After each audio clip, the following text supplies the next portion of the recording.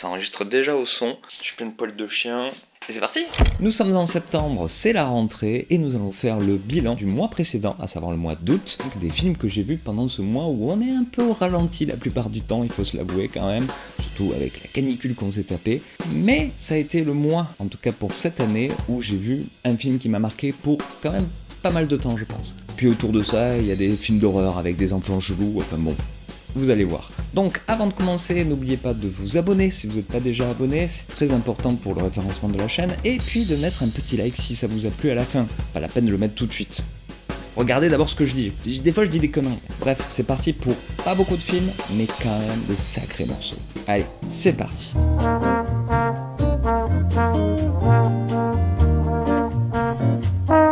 Et pour débuter ce bilan, je vais vous parler d'un film qui est sorti en salle et qui s'appelle Évanoui, aka Weapons en version originale, qui est un bien meilleur titre, réalisé par Zach Gregor qui avait réalisé ce film qui s'appelait Barbare, un film qui avait eu un énorme buzz au moment où il était sorti, plutôt mérité pour sa première partie, un peu moins pour sa deuxième. Buzz assez suffisant pour qu'il ait beaucoup plus de moyens, ce réalisateur, pour sortir un film à plus grande échelle, qui est donc ce Weapons, qui part d'un concept, un high concept, c'est-à-dire que nous sommes dans une espèce de petite ville américaine, une communauté de lotissement un peu à la Spielberg, qui j'en reviendrai plus tard, des inspirations qu'il y a dans ce film, qui du jour au lendemain voit la disparition d'une classe entière de 27 gamins qui disparaissent comme ça, en pleine nuit, qui sortent de leur maison en courant comme Naruto vers la nuit et qui disparaissent et qu'on ne retrouve plus. Et alors le film va nous raconter comment vit la communauté après ça, comment les gens se méfient les uns des autres, comment ils essayent de passer à autre chose aussi, parce que ça se passe vraiment après qu'ils aient disparu, comment ils arrivent à gérer l'inexplicable. En fait, on se retrouve un petit peu avec un concept de départ qui ressemble à celui de Leftovers, qui est une série assez géniale que je vous recommande, enfin que je vous recommande si vous avez le moral, parce que si vous n'avez pas le moral, ça peut encore plus vous le baiser, mais qui avait aussi ce même concept dans Leftovers de jour au lendemain, la moitié de la population qui disparaissent et puis il n'y a pas d'explication, alors comment qu'on fait? Qu'est-ce que ça remet en cause dans notre système quotidien, individuel, de notre crise existentielle latente? Là, dans Weapons, c'est beaucoup plus gentil, et d'ailleurs c'est un film qui est beaucoup plus grand public que l'était Barbare, qui faisait partie vraiment d'un film d'horreur un peu indépendant. Là, clairement, il y a une inspiration très Stephen King, très film d'horreur qui a envie de voir les gens en nombre en salle, et d'ailleurs il y avait beaucoup de monde dans la salle où j'étais le voir. Pour ce qui est de mon avis, c'est que j'ai passé plutôt un bon moment devant ce film-là. Je crois pas que je le reverrai parce que je trouve qu'il est un peu lourdeau sur certains aspects, parce que la manière dont il décide de nous raconter ce récit-là est de manière chorale, mais on va dire séparé à chaque fois en chapitres, c'est-à-dire qu'à chaque fois il y a le nom du personnage qui apparaît à l'écran et on va voir de son point de vue ce qu'il se passe dans un moment donné, et vont s'enchevêtrer les différents points de vue pour en arriver à l'issue finale en quelque sorte. Quand le scénario est suffisamment bien huilé, écrit, réécrit et tout ça, ça peut être assez plaisant. Là, on sent que ça a été fait un peu à l'arrache, et je me retrouve avec le même avis que je peux avoir avec beaucoup de films américains de ces derniers temps, c'est que c'est mal raconté. Voilà, je sais pas comment l'expliquer autrement. Il y a un moment, il faut faire un choix de manière de compter les choses. C'est-à-dire que le film, donc, fait cet aspect choral, mais pourtant démarre comme une sorte de fable chelou, avec une voix off d'une enfant qui raconte toute l'histoire, un peu comme si on racontait ça avant d'aller dormir ou au coin du feu. C'est très chelou de ne pas avoir fait de choix en fait véritable. Mais c'est contrebalancé avec une vraie énergie dans ce film, une vraie énergie généreuse, un truc où il y a une envie de narration, une envie de personnage, il y a une envie de faire de l'humour, de l'horreur, de l'action, plein de choses très différentes où on passe à des références Spielbergiennes, Cohen, Sam Raimi, c'est-à-dire que toute la deuxième partie ça peut désarçonner, mais c'est très drôle en fait, alors qu'on est aussi dans le top de l'horreur qu'il peut y avoir dans ce récit-là. Donc voilà, un film très foutraque en fin de compte, alors que ça ne montrait pas ça au départ, mais qui pour ma part j'ai un peu eu de la tendresse pour ses défauts, mais c'est clair que je crois pas qu'il a encore fait un bon film, Zach Gregor. Même si je crois voir qu'est-ce qu'il essaye de raconter dans ses histoires. C'est-à-dire qu'il y a ce personnage de Josh Brolin à l'intérieur qui fait un parent d'élève, et je vais essayer de pas trop spoiler en quelque sorte, mais il représente une sorte d'Amérique moyenne, chose qu'il avait déjà montré un peu dans Barbare avec le personnage de Justin Long qui fait une petite apparition dans ce film aussi, qui devient un peu la mascotte de Zach Gregor visiblement. Et il fait un commentaire un peu à la Cohen de l'américain moyen entre guillemets, en montrant, notamment ça vient de là le titre du film Weapons, un de ses rêves. Parce qu'il y a cette logique-là aussi dans le film, j'y reviendrai peut-être après. On voit à l'écran un des rêves qu'il fait durant la nuit et où s'incarne dans le ciel une espèce de Kalachnikov, de grande arme comme ça dans le ciel avec un décompte. Et c'est totalement foutraque comme image, on comprend pas qu'est-ce que ça fout ici, c'est un peu détonnant avec le reste du ton du film. Et après coup, je me suis dit, mais pourquoi il a choisi ce truc-là et tout? Et moi, je ne vois que juste un espèce de commentaire sur quand il faut résoudre des choses qui nous dépassent, qui dépassent le réel, la rationalité aussi. Qu'est-ce qu'un Américain moyen peut avoir comme imaginaire? Ben, il n'y reste plus que celui-là. Il n'y reste plus que cette arme dans l'air, comme ça. Et je trouve un peu osé et audacieux de s'accorder des images de ce style-là, et il y en a plein dans le film, même si c'est foutu à droite et à gauche. Il y a plein d'idées un peu comme ça où tu dis waouh, c'est quand même osé. Et donc je parlais des rêves, il y a un peu cette logique dans Weapons que j'ai beaucoup aimé, qui est que les choses se détricotent dans les rêves. Je trouve cette idée assez cool, et pas tellement utilisée dans le cinéma anglo-saxon, de thriller ou d'horreur, qui est beaucoup plus un truc européen presque, hein, même j'ai presque envie de dire d'un cinéma italien passé, où vraiment les personnages trouvent la clé de ce qui va se dérouler par la suite à l'intérieur de leurs rêves, et c'est jamais pris de haut, c'est jamais des moments fantasmagoriques ou qui montrent une espèce de passé ou quoi. Non, tu vois le cerveau en marche et qui va vraiment trouver la solution au problème, quoi. Donc voilà, il y a plein de petites choses comme ça que je retiens de ce film-là, qui sont parfois pas mis dans le bon sens, dans le bon ordre, mais qui montrent vraiment quelqu'un qui aime ce qu'il fait et qui essaie de le partager. C'est un peu un film qui tâche, entre guillemets, mais qui, voilà, moi j'ai passé un bon moment cette fois-ci, pas comme devant Barbare. Donc voilà, Weapons, est-ce que ça vaut le coup d'aller le voir? J'ai envie de vous dire oui, mais attendez-vous à un truc un peu lourdeau.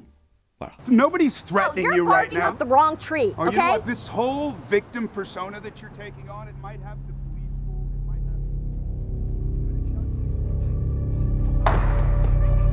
Stop thinking of yourself. Marcus? You and I are gonna have a conversation. Et on passe d'enfants chelous à d'autres enfants chelous, puisque c'est l'autre film qui est sorti cet été, connoté horreur, mais aussi connoté, je traduis mal mon titre, qui est Substitution, aka Bring Her Back, beaucoup meilleur ce titre, beaucoup meilleur, réalisé par les frères Philippou, qui eux aussi avaient eu un petit buzz, mais d'une autre nature, avec leur premier film qui était La Main. Je dis d'une autre nature parce que, en fait, les frères Philippou sont à la base des youtubeurs spécialisés justement dans l'horreur, dans la mise en scène d'horreur. C'est-à-dire que c'était un peu des foufous qui avaient une chaîne et qui essayaient de faire des effets pratiques, de gore, qui petit à petit se sont prêtés au jeu, ont fait des courts-métrages et finalement se retrouvent aujourd'hui à faire des films carrément pour le circuit du cinéma. Et on retrouve un peu les mêmes qualités finalement que dans Weapons, puisqu'il y a une vraie générosité dans ce qui est montré dans ce film, qui nous raconte comment deux frères et sœurs, demi-frères, demi-sœurs, se retrouvent orphelins un peu du jour au lendemain et qui vont être placés dans une famille d'accueil. Au départ, ils doivent être séparés et puis finalement, on leur accorde le fait d'être tous les deux sous la tutelle d'une seule personne, jouée par Sally Hawkins, qui était muette dans La forme de l'eau, et qui cache, on le voit assez rapidement, un côté un peu plus foufou qu'elle n'y paraît, puisque se retrouve dans cette maison une troisième personne, enfin un troisième enfant, très chelou, qui a un comportement un peu bizarre et qui aime bien manger les tables. Si vous avez vu le film, vous saurez pourquoi. Et donc le film entretient ce truc d'horreur, mystère dans cette maison, de qu'est-ce que c'est cet enfant chelou, pourquoi je suis là. Et j'avais vu leur premier film déjà La Main, et c'est pareil, c'est un peu les mêmes qualités et mêmes défauts que dans La Main, mais il y a une évolution. Dans Bring Her Back, il y a vraiment beaucoup de choses très positives pour moi qui se passent dans ce film, beaucoup plus que dans La Main, je veux dire.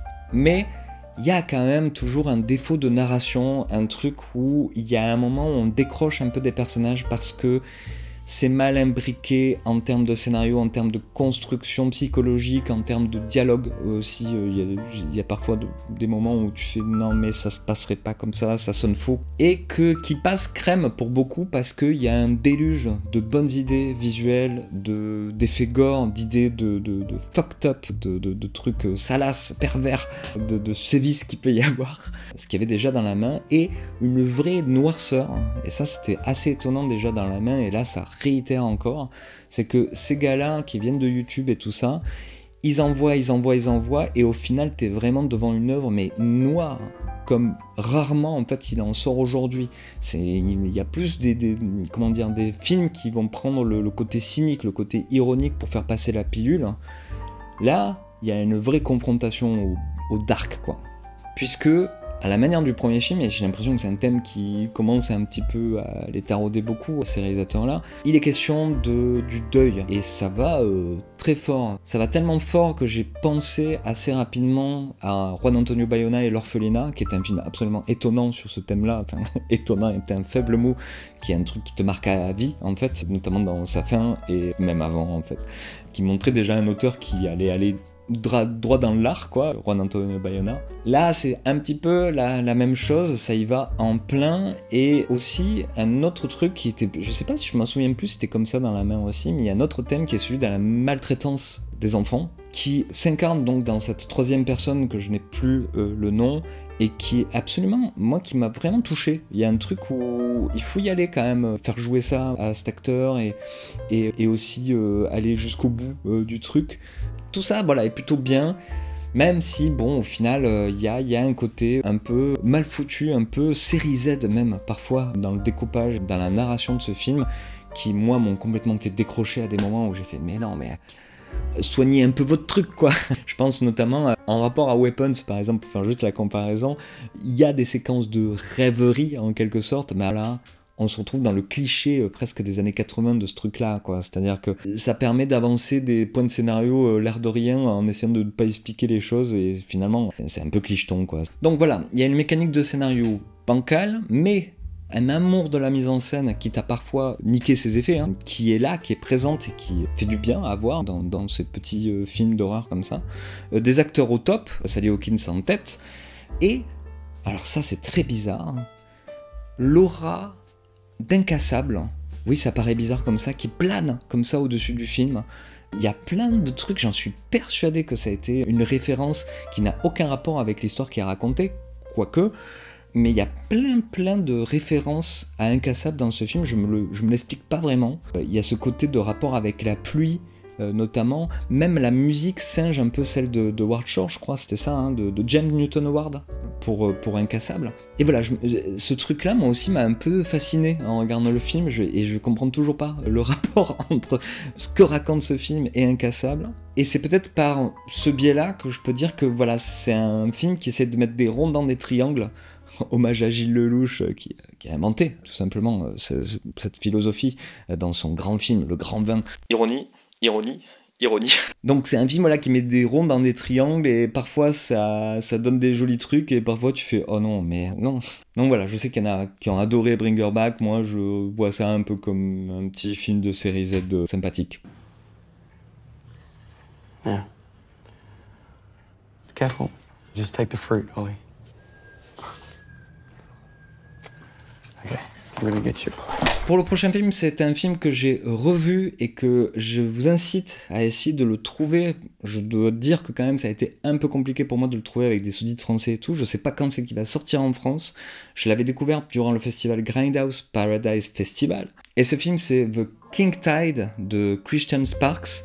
Film qui donc je sais pas s'il va sortir un jour, s'il est trouvable. Moi j'ai réussi à trouver dans les tréfonds de l'internet des sous-titres et le film, parce que je crois qu'il est sur les plateformes aux États-Unis, hein, tout simplement. Et comme ce film avait été programmé en toute fin de festival, quand on est bien fatigué et qu'on sait plus trop, on a vu trop de films d'horreur à la suite, donc on sait plus trop ce qu'on voit, je voulais le revoir.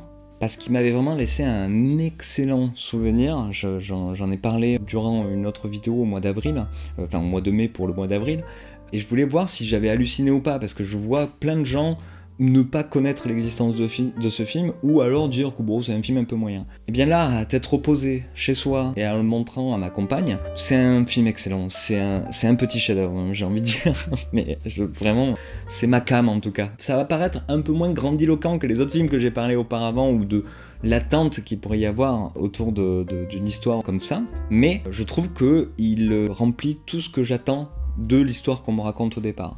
Parce que j'aimerais pas trop spoiler le film, si ce n'est que le début du film, on se retrouve dans une communauté qui vit sur une île, une communauté lacustre, qui est entourée que d'eau aux alentours de Terre-Neuve, au Canada, puisque c'est un film canadien, fait de pêcheurs et de gens comme ça qui vivent simplement, qui du jour au lendemain découvrent un bébé échoué sous une barque. Et ce bébé va avoir, entre guillemets, une influence assez importante sur leur manière de vivre, puisqu'il a certains pouvoirs. Mais là où c'est intéressant, c'est que ça, c'est le tout début du film, il y a le générique, et il y a déjà 6 ans qui est passé, et on voit comment la communauté s'est construite avec cet enfant prodige, et qui est maintenant grand, qui est maintenant agrandi. Voilà, si un jour vous voyez passer ce film quelque part, si vous arrivez à le choper, ou quoi, vous allez passer un excellent moment. Là pour le coup c'est maîtrisé de bout en bout, parfois même un peu trop, puisque c'est un des défauts qui a été pointé par ceux qui ont pas reçu le film comme moi, c'est qu'il y a une mise en scène un peu scolaire, très belle, avec des belles compositions de plans et tout, mais que ça soit dans le découpage ou dans l'utilisation de la musique qui est un peu omniprésente comme ça, il y a un côté un peu série qui paraît pas aussi cinématographique que ça pourrait l'être, parce qu'il y a des moments où le film step up en termes de mise en scène et d'utilisation de musique et tout ça, et là tu fais ouah, ça pourrait être vraiment un immense film, mais la plupart du temps c'est quand même bon, voilà, du chant contre chant, mais voilà, je trouve qu'il y a une histoire franchement maîtrisée, qui parle de beaucoup de thèmes très intéressants et qui reste dans une espèce de jusqu'au bout de réflexion autour de ces thèmes-là, et moi je trouve ça génial, je trouve vraiment, il y a un côté même mythologique d'aborder un récit qui moi me plaît énormément. Donc voilà, regardez The King Tide, essayez de le trouver, l'autre nom c'est La Grande Marée, ils l'ont appelé comme ça au Québec, donc en version française peut-être aussi, je sais pas, peut-être qu'il est sorti en DVD, peut-être qu'il est trouvable en Belgique, peut-être qu'il est trouvable en DVD québécois, je n'en sais rien, mais moi c'est vraiment un de mes coups de cœur de l'année, même si c'est un film qui est officiellement sorti il y a 2 ans, ou peut-être l'année dernière, j'en sais rien, mais The King Tide, petite pépite vraiment, voilà, moi j'adore.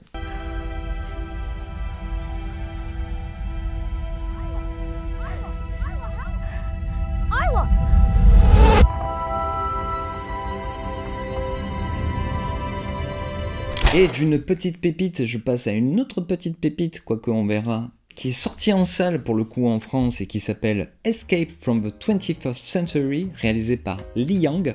C'est un film chinois, donc c'est assez rare d'avoir des films chinois qui sortent dans le circuit traditionnel français. Et c'est assez mérité puisque c'est un film qui fourmille d'idées à la seconde, c'est assez dément. Voilà, on est dans un film en fait qui prend la thématique du voyage dans le temps avec une bande d'ados qui, à la fin des années 90, se retrouvent par le biais de produits chimiques qui sont tombés dans l'eau et qu'eux ils sont tombés dans l'eau et tout ça, à pouvoir faire un bond dans le temps 20 ans après, un truc comme ça, et par le biais d'un simple éternuement, et donc voient leur vie avec leur esprit d'ado dans le futur. Et ce qui est intéressant dans ce film, c'est qu'il y a une approche très, allez, on va le dire, à la Everything Everywhere All at Once, puisque ça va mélanger plein d'idées visuelles différentes, de formats d'images, de tonalités, tout ça dans une espèce de bordel absurde et humoristique et parfois très émotionnel. Et dans toutes les tentatives de ce genre de choses, c'est peut-être une des meilleures que j'ai vues ces derniers temps, même s'il a quand même pas mal de défauts aussi. C'est-à-dire que la problématique de ce type de film, et c'était déjà ma problématique avec Everything Everywhere All at Once, c'est que ça t'agite plein de trucs devant les yeux comme ça, et puis des fois c'est prodigieux, des fois c'est bancal, mais ça passe dans la vitesse, et au final, ça raconte un peu mal les choses en fait. On perd un peu le fil, pas émotionnel, mais le fil de... comment dire ? Le fil de la complexité en fait humaine qu'il pourrait y avoir derrière. Au point où ça finit ce Escape from the 21st Century un peu comme Everything Everywhere All at Once, comme une espèce de phrase philosophique post-Facebook, quoi. C'est voilà, c'est un peu ça le niveau derrière. Et l'autre problème qu'il y a dans ce type de film, que je trouve qu'il y a un problème, qui moi me frustre en fait, c'est que il y a un excellent film de voyage dans le temps dedans. Il y a un excellent film d'Uchronie aussi là-dedans. Il y a un super film, un super teen movie là-dedans. Il y a aussi une très belle comédie romantique envers deux personnages qui auraient dû jamais se rencontrer, qui se rencontrent par ce biais-là, enfin, qui est assez beau. Mais à vouloir tout faire en même temps, il y a vraiment un moment où moi j'ai du mal, je n'ai plus ce cerveau-là, je ne peux pas m'engager émotionnellement à ce point-là à chaque seconde. Enfin bon, je dis ça, mais en fait je crois que vraiment le principal souci, c'est qu'en fait ça traite les choses en surface du coup. Ça traite pas vraiment le voyage dans le temps, ça traite pas vraiment sa comédie romantique, ça te prend des clichés pour que tu acceptes le fait, alors que en fait ça aurait été peut-être plus émotionnel d'aller un peu plus au bout des choses, quoi. Reste quand même une énergie assez rafraîchissante et rare, et on en veut. En fait moi je voudrais en voir plus des films comme ça, clairement. Si tous les films marketés pour les ados, pour les jeunes adultes étaient de cette trempe-là, avec comment dire, ce bon niveau de détachement et d'humour, moi j'en demande tous les jours. En tout cas, pour conclure, Escape from the 21st Century, c'est peut-être l'objet pop le plus fun et honnête que j'ai pu voir cette année. Tellement honnête où vraiment on a l'impression que les personnages qui ont 18 ans dans ce film-là sont eux, c'est eux qui ont réalisé le film, et qu'on est dans un imaginaire de gamins de 18 ans de la fin des années 90, et qui arrivent à propager, à partager cette énergie créatrice et bon enfant, ou plutôt sale gosse, qu'il peut y avoir avec ces personnages-là. Donc voilà, petite pépite, en tout cas une expérience assez étonnante.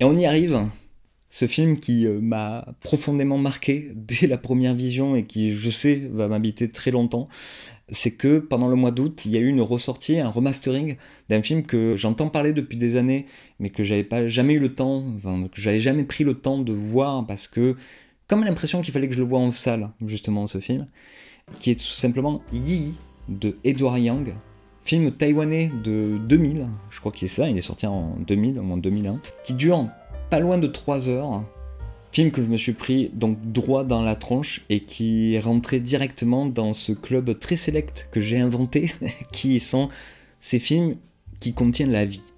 Et parfois c'est pas des films qui parlent directement de la vie quotidienne des gens, mais là c'est le cas dans Yi, puisque durant ces presque 3 heures, nous allons suivre la vie d'une famille taïwanaise à l'orée des années 2000, en regardant la vie des uns et des autres, en alternant d'un membre à l'autre, et avec une flopée de thèmes qui sont l'histoire de la vie, en quelque sorte. Enfin, en tout cas, une partie de la vie, parce que je veux pas faire ce truc qui est contre-productif, de dire « c'est un chef-d'œuvre, allez le voir, si vous aimez pas, vous êtes des cons ». Non. Je pense qu'il y a des moments pour voir des films, et là, moi, j'ai tardé à voir ce film-là, je ne sais pas pourquoi, et là, c'était pile-poil le bon moment, et ça m'a complètement terrassé, et je me suis dit, peut-être que si je l'avais vu plus tôt, sur ma télé, peut-être que je serais passé à côté de certaines choses, peut-être que je me serais pas senti si proche de certains personnages, etc. Puisque, même si la durée peut faire peur comme ça, un film sur une famille taïwanaise qui dure 3 heures. Il faut savoir que, au contraire, c'est un film qui va très vite et qui contient en lui ce que 4 saisons d'une série dramatique pourraient contenir, en fait, en termes d'enchevêtrement, d'histoire entre les personnages et tout, et de thématiques abordées aussi, puisqu'il est question, à l'intérieur de ce film, de le passage à l'âge adulte quand on est avec l'adolescente, où un des points d'entrée aussi d'intrigue, c'est ce père de famille qui revoit son premier amour, la personne avec qui il avait dû se marier au départ, et qu'est-ce que ça change dans sa vie. Ça parle de deuil, ça parle aussi de l'enfance, et c'est formidable comment il arrive à capter un truc. Et d'ailleurs, en voyant ce film-là, je me suis rendu compte de l'influence qu'il a eu en fait sur plein d'autres œuvres et plein d'autres cinéastes qu'on peut apprécier aujourd'hui. Par exemple, si vous aimez les premiers travaux de Bong Joon-ho, et même les derniers, hein, et notamment ce truc qu'avait pointé Every Frame is a Painting, de faire des longs plans séquences composés en plan large, où il y a des entrées de chant, des sorties de chant, et des changements de tonalité au milieu et tout ça, qu'on peut voir notamment dans Memories of Murder, ben en fait, ça vient de ce film-là. C'est-à-dire qu'il y a plein de moments où Edward Young pose sa caméra dans un espèce de tableau vivant magnifique, et où il y a des entrées, des sorties de chant, où tu rigoles, tu pleures, tu t'énerves, juste avec ce plan-là, quoi. Parce que, oui, une des premières émotions que j'ai eues en face de ce film, et après je vais moins en parler, mais ça a été la mise en scène. Il y a eu un micro-moment au début du film, que je vais pas dire, hein, où j'ai fait « Waouh, mais comment tu fais pour penser ça ?» et ensuite le mettre en scène. Et ça, c'est un truc qui, après coup, j'ai compris que ça a été un film qui a été beaucoup mûri par son réalisateur.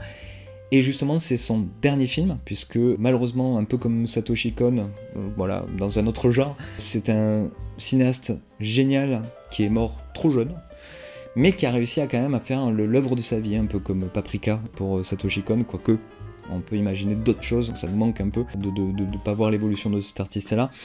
Mais là, il y a un truc un peu définitif, puisque son projet était de montrer c'est quoi la vie humaine. En fait, il voulait faire un film qui montre de la naissance à la mort, un humain, tout ce qui se passe dans une vie. Comme c'était un peu trop ambitieux et pas possible à faire un film, il s'est rabattu sur une idée de famille, et donc de montrer les différentes étapes par les différents membres que constitue la famille. Et donc, autant vous dire que ça se ressent dans le film, que ça a été beaucoup mûri, que c'est presque, bah oui, l'œuvre de quelqu'un qui a pris des notes toute sa vie, en fait, sur toutes ses observations, sur toutes les expériences qu'il a pu lui-même faire ou que ses proches ont fait.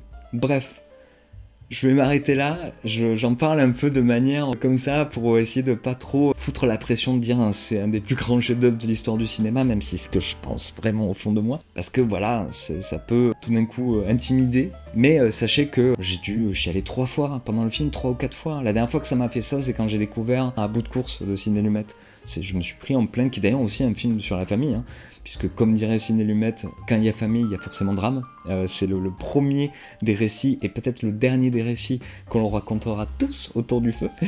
Donc voilà, Yi-Yi, je sais pas quoi dire, c'est au-delà, c'est un film qui contient la vie, voilà. Peut-être qu'un jour je ferai une liste sur Letterboxd pour vous partager qu'est-ce que sont ces films qui contiennent la vie. Je sais pas si j'en ai bien parlé, en tout cas c'est un film qui a une hauteur d'âme en fait, totale. Et ça c'est très rare, très très rare. Why are we afraid of the first time? Every day in life is a first time. Every morning is new.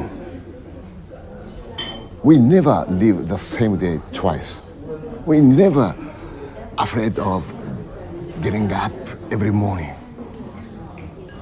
Why?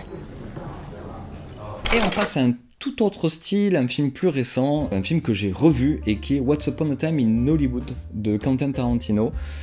Pourquoi j'ai revu ce film au mois d'août? C'est parce que j'avais envie de traîner avec Brad Pitt et Leonardo DiCaprio encore une fois. Parce que oui, Once Upon a Time in Hollywood, si je devais le résumer, il y a plein de gens qui en parlent, il y a des gens qui aiment pas ce film-là, il y a ceux qui adorent ce film-là, qui trouvent que c'est le chef-d'œuvre de Quentin Tarantino.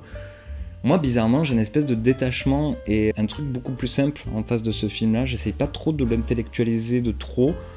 Je trouve juste que c'est un bon film pour traîner, pour un hangout movie, comme on dit, qui est, je pense, le souhait le plus intime de Tarantino avec ses films, quoi. Je trouve que c'est le film qui se rapproche le plus finalement de Pulp Fiction. C'est-à-dire que ça raconte des trucs, en même temps ça les raconte pas. C'est à la fois une extrême bonne vibe, et en même temps il y a des trucs un peu limites moralement et éthiquement dedans. Il y a vraiment un côté boomer de fou dans Once Upon a Time in Hollywood, mais qui bizarrement me gêne pas, parce que il y a une honnêteté derrière, il y a un truc où il se cache pas, il se cache pas dans ses défauts aussi, Tarantino, dans ce film. Et aussi dans ce film, il y a la même chose qui se passe que ce qui se passe dans Les 8 salopards, pour moi, qui est aussi un film qui est pas forcément aimé de Quentin Tarantino, c'est que il y a un truc qui m'échappe, il y a un truc qui m'attire énormément. Et ça, c'est esthétiquement, c'est la photo de Richardson qui est magnifique dans les deux films que je vous parle là. et dans le côté hangout où les gens y parlent et tu traînes un peu avec eux et c'est un peu cool et tout. Mais il y a un truc qui m'échappe, de pourquoi ça me fascine, pourquoi il arrive en tout cas à rendre ça fascinant. Parce qu'à l'inverse de Les 8 salopards, dont l'issue, la conclusion me plaît pas du tout, là dans Once Upon a Time in Hollywood, l'issue me plaît alors qu'elle me plaît pas sur le papier. Je ne peux pas. C'est la manière dont Brad Pitt défonce la gueule de ces jeunes gens, c'est problématique. Et en même temps, c'est ça le but de cette scène, je trouve. Enfin voilà, bref. Once Upon a Time in Hollywood, c'est un film très particulier. Il n'y en a pas deux comme ça, et c'est peut-être pour ça qu'il est il est difficile à attraper, quoi. Mais en tout cas, j'ai passé un très bon moment. Mois d'août, regarder un film comme ça, c'est parfait. T'es là, t'es en train de dégouliner et tu regardes des gens en train de traîner dans un film avec de la bonne musique et tout. En tout cas, c'était le film parfait pour un mois d'août. C'est-à-dire, voilà, tu traînes avec eux comme ça. Et puis, tout ce que peuvent en dire les commentateurs, eh ben, c'est très intéressant, mais je crois que la qualité première, elle est là. C'est vraiment un film agréable à habiter, finalement. You are... I'm the devil. And I'm here to do the devil's business. No, I was dumber than that. Something like Wreck. Et puis tant qu'on est dans les revoyures, j'ai revu Millennium, les hommes qui n'aimaient pas les femmes. L'homme qui n'aimait pas les femmes, je sais plus. En tout cas, le titre français est une mauvaise traduction du Girl with a Dragon Tattoo, film de David Fincher, qui devait entamer finalement une suite, puisqu'il y a plusieurs livres, hein, parce que Millennium est l'adaptation de ce livre suédois, et l'adaptation du film qui a été adapté en Suède déjà avec Noomi Rapace, qui d'ailleurs...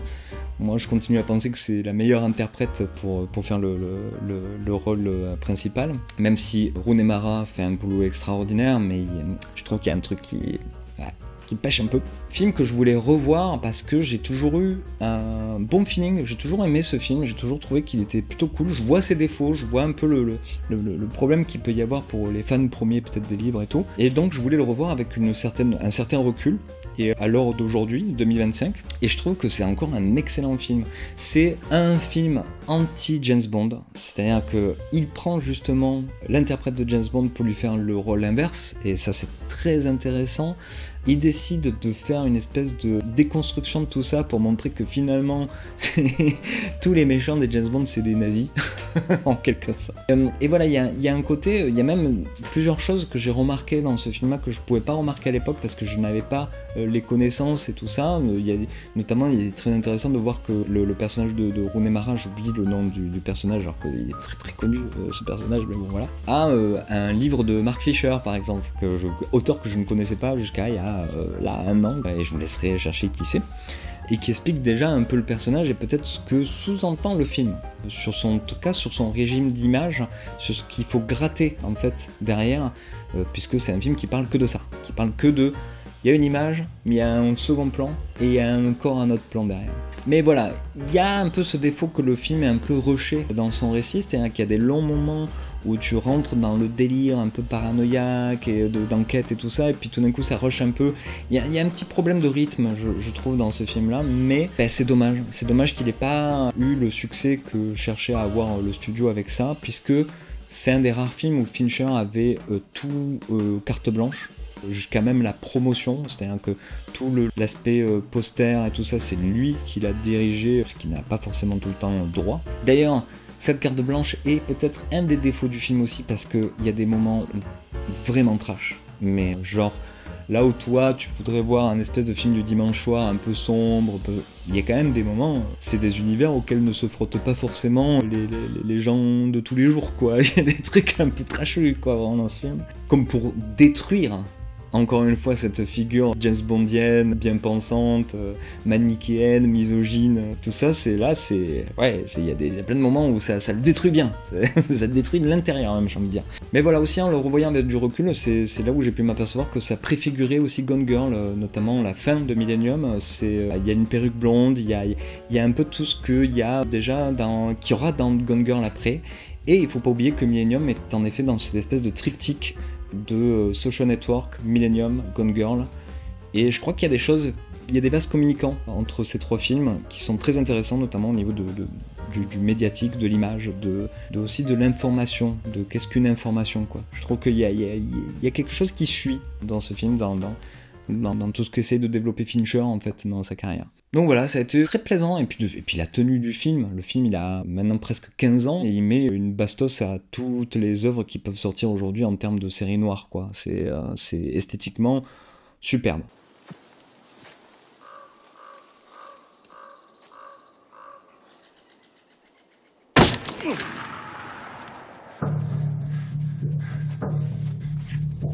J'ai découvert ce mois-ci un objet très particulier dont je ne connaissais pas du tout l'existence, mais qui m'est apparu comme ça et je me suis dit « Oh tiens, je vais regarder ça ».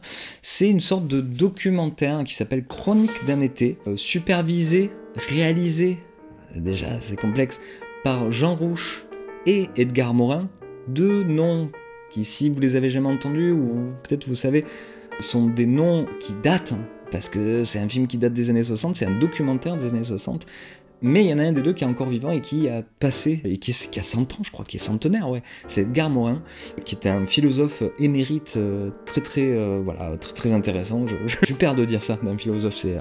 Là, on voit l'intellectualisme de cette vidéo.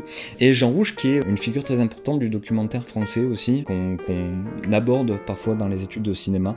En tout cas, moi, je l'avais abordé. Et donc, film très étonnant, documentaire très étonnant, puisque c'est une espèce d'expérience de cinéma-vérité qu'essayent les deux et qui font un peu en direct, comme ça devant nous. Alors ça préfigure des choses qu'on connaît déjà aujourd'hui, puisque je ne sais pas si c'était déjà à l'époque une chose qui se faisait dans les médias, mais en tout cas il y a un micro-trottoir au début où deux femmes demandent à des passants à Paris s'ils sont heureux. Et en fait, dans ce film assez étonnant, on voit en fait deux personnes qui réfléchissent ensuite à plusieurs sur qu'est-ce qu'ils sont en train de faire au moment même où on regarde le film, c'est-à-dire ah ben c'est un film sur ce thème-là, ah mais non mais en fait on pourrait plutôt s'attarder sur ça, et ben tiens on va plutôt parler de qu'est-ce qu'un été à Paris, ah tiens on va parler de ci, de ça, des tensions qu'il y avait à l'époque et tout, et en fait c'est très fascinant à regarder, un peu daté, il y a un truc où à des moments on se dit bon ouais c'est un peu bon dans les pensées, dans la réalisation et tout ça. Mais le dernier coup qu'il y a dans ce film élève encore plus l'appréciation, c'est que le film se termine, et là, on ouvre sur une salle de cinéma où il y a tous les protagonistes du film qui viennent de voir le documentaire qu'on vient de voir, et qui commencent à faire des commentaires dessus. En gros, ce film de 1960, c'est Twitch avant l'heure, c'est des reacts sur react sur react, et ça se pose la question du coup de est-ce qu'il est possible de capter la réalité? Est-ce que du coup, cet élément qu'on a entre les mains, qui est une caméra et tout ça, où il se pose la question en plein milieu de la nouvelle vague aussi, peut permettre de restituer la réalité et le fond de nos âmes. Il n'y a pas de réponse bien évidemment, mais ça reste un exercice très intéressant. Je m'attendais pas du tout à être captivé à ce point-là, mais je l'ai été. Il y a plein de petites pépites au milieu de choses vraiment, des personnages un peu truculents, et aussi un moment sur, je crois qu'elle s'appelle Pascaline, je crois, un truc comme ça, que je m'y attendais pas, et ça te fout un coup, et...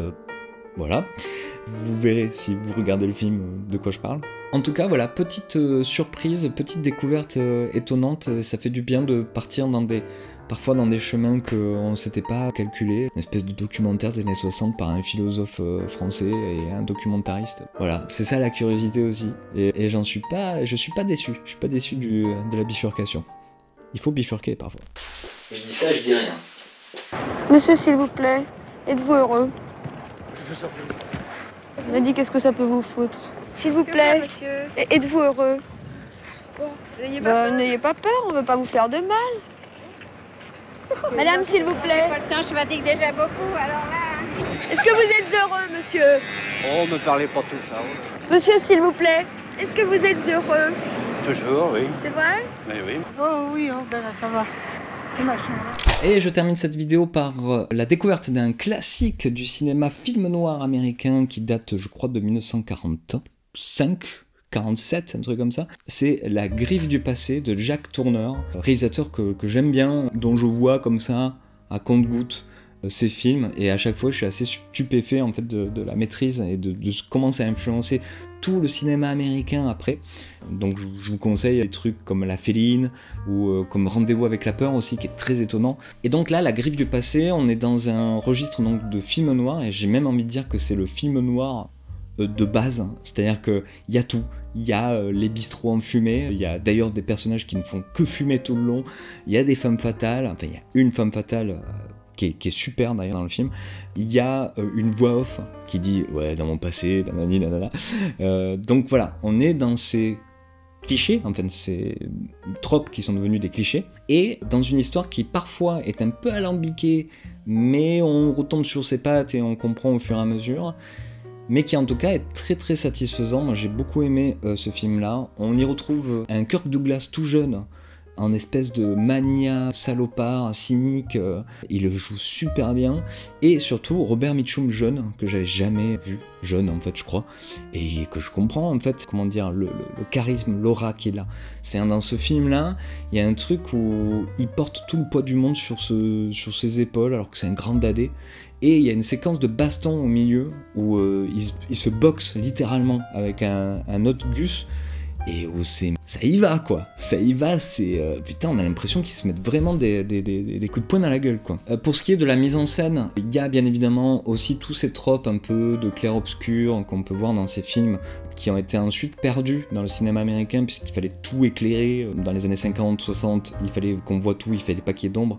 Dans le film noir des années 40 et tout ça, il y a quand même toujours un travail qui est fait sur ce qui est dans l'ombre, ce qui est dans la lumière. Là, c'est peut-être pas le plus expressionniste des films noirs qui a existé, mais il y a quand même ça qui est fait. Et d'ailleurs, la mise en scène est aussi plutôt discrète pour Jacques Tourneur, qui est certes reconnu pour ce truc-là, c'est-à-dire pour quelqu'un qui maîtrise à ce point ses effets de mise en scène que c'est quasi invisible en fait. Et ce qui est connu de Jacques Tourneur, c'est qu'il arrive à faire monter du suspense, du thriller avec zéro moyen, juste des idées de découpage. C'est l'histoire de la féline notamment. Reste qui craft quand même plein de moments assez marquants en termes de composition, de plan, et qui reste comme ça dans la mémoire. En plus de donc ce récit qui est donc très film noir, mais qui a aussi des allures un peu de western, parce qu'on est avec cette espèce de bonhomme, là, Robert Mitchum, qui a fait aussi beaucoup de western, qui a un passé trouble, il y a des dénouements qui se font dans la forêt, au bord d'une rivière et tout. Moi j'ai trouvé qu'il y avait un peu ce côté-là aussi dans ce film-là. Bref, si vous êtes un peu dans un trip vintage et que vous voulez voir un vieux film, un vieux classique américain bien foutu, La Griffe du passé, franchement, j'avais déjà entendu parler, en fait c'est bien, c'est super bien.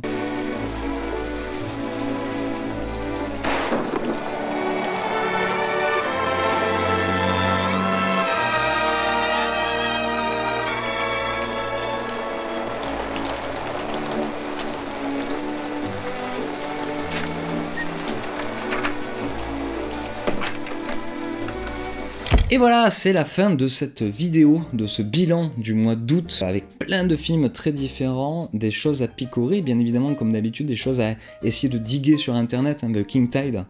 C'est un super film, enfin, j'aimerais bien savoir quel est votre rapport à ce film, si vous avez l'occasion de le voir. Parce que là, ça fait la deuxième fois que je le vois et je me dis toujours que c'est un très bon film et que je suis étonné qu'il ait aucun écho. Là où t'as des trucs un peu nulos que les gens commentent à droite et à gauche constamment, là, il y a un film qui est de très bonne qualité et qui aurait toute sa place sur Amazon Prime ou Netflix, vraiment comme film de qualité, film de vidéoclub de qualité, et pourtant il est inaccessible. Je rappelle, si vous avez aimé cette vidéo, mettez un like, c'est très important, abonnez-vous si c'est pas déjà le cas, et puis, comme d'habitude, je reviendrai le mois prochain, dans la quinzaine, pareil, pour un nouveau bilan, le bilan de ce mois-ci, le mois de septembre, qui a déjà débuté, et sur ce, je vous dis ciao Internet.